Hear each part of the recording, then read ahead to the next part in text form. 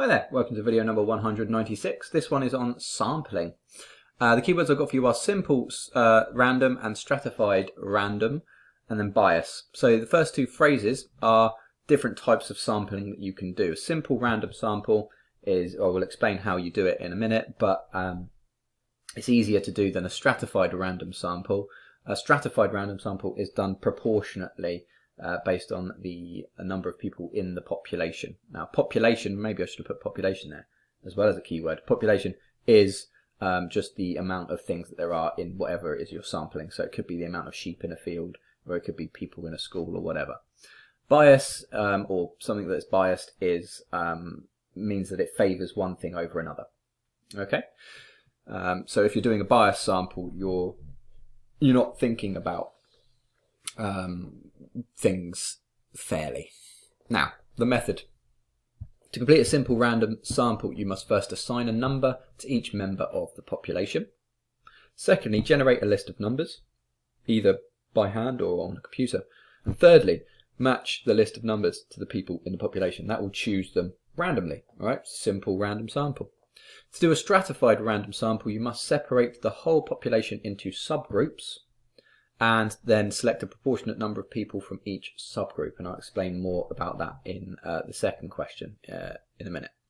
Now, the first question asks or tells us that Wayne's school has got 950 students in it. He would like to find out whether students would like more PE lessons.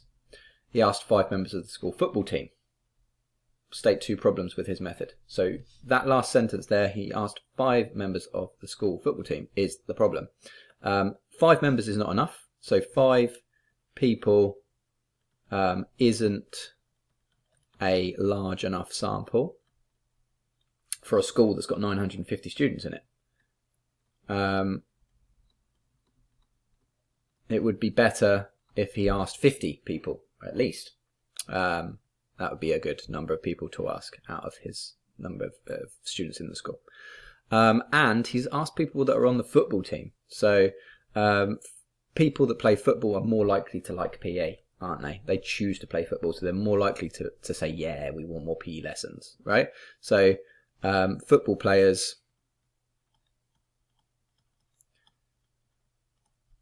are more likely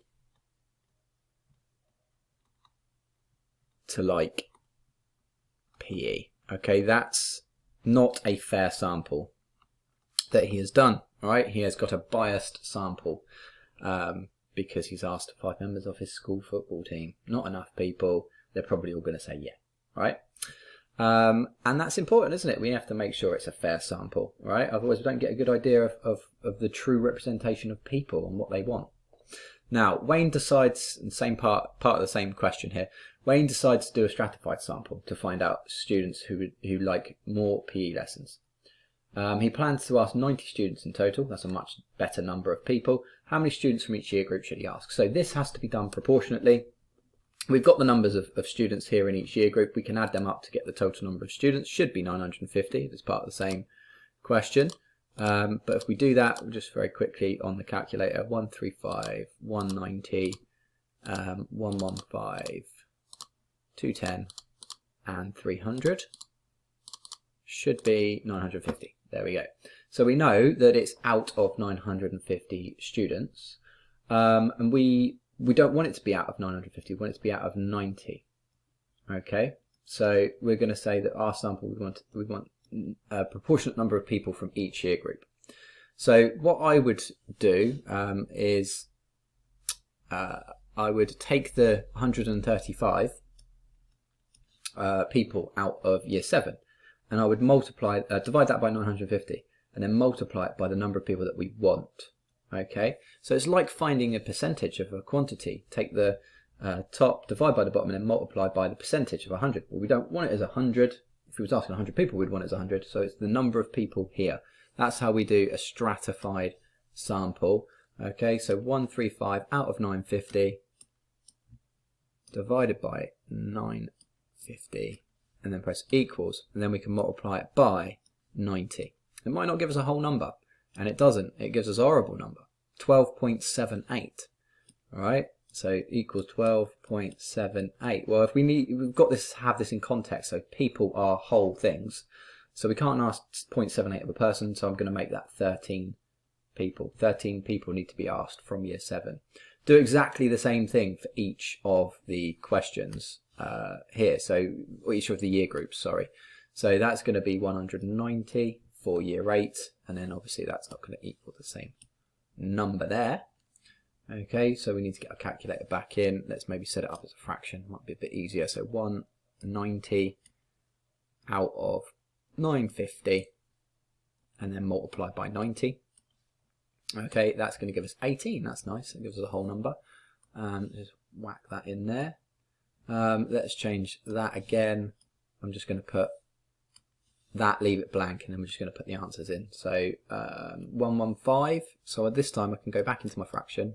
Probably should have done this initially because I knew I had more to do. So 115 over 950 times by 90 is going to give us, again, a horrible number. Let's round that to 11. All right, nearest whole person. Then we go in, 210. You get the idea by now, I'd imagine.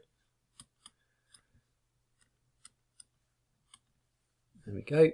And that would be 20 people. And then we've got the last one. What am I doing? 300. Yeah, 300. 300 out of 950 is the last thing we need to do. So do that. Boom, boom, boom. 300 equals, and that's 28. Let's round that one down. So 28. Now this should add up to 90 people if we've done it correctly.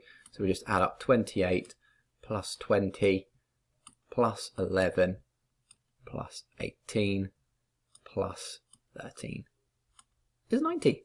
Good. So we've got the correct number of people from each year group. Think of it as a fraction out of the total multiplied by the number of people that you want to ask, okay, or want to sample, number of things you want to sample. That hopefully now makes sense, and it is a bit more time consuming to do a stratified random sample, but it's probably worth it because you get some better results, right? It's definitely fair. Now, question 3 is about a cowboy catching some cows on a ranch. And he catches 50 cows on a ranch, he tags them and lets them go. The next day he catches 40 cows and 10 of them have a tag. Use this information to estimate how many cows are on the ranch in total. So this is actually a method that is known as the recapture method, used for tracking wildlife, actual method of something that people use in the real world. And this is a bit tricky because we need to introduce a little bit of algebra here again, because we don't know how many cows were on the ranch. That's what we're trying to work out. So we do know he caught 50 cows out of some amount of cows or some amount of animals on the ranch, right? So I'm just going to put that as an X. What we can assume is that it's equal to, because he's done this experiment again, this recapture method, so equal to 10 out of 40, because he caught 40 cows the next day and 10 of them were tagged. Okay, so we're making that assumption there, and this is actually a mathematically fine thing to do. Okay, so we've got a large enough sample that's been taken. We've done 40 cows the next day, and we can then solve this as an equation. So you cross multiply here. This is one of those equations where you cross multiply things. So 40 times by 50 is 2000, and then 10 times x is 10x. And to find this value of x, which remember is the total number of cows on the ranch, you just divide by 10. So 200 is what x is. So we've got an estimate of how many cows are on the ranch. It's only an estimate because we don't know for certain that it's definitely 200 cows, do we? But we've made that assumption. So it's an estimate of 200 cows. All right, recapture method in action there. Hope that makes sense. So thanks very much for watching this one. I'm going to go and tell my boy to stop whinging. Thanks very much. Take care. Bye-bye.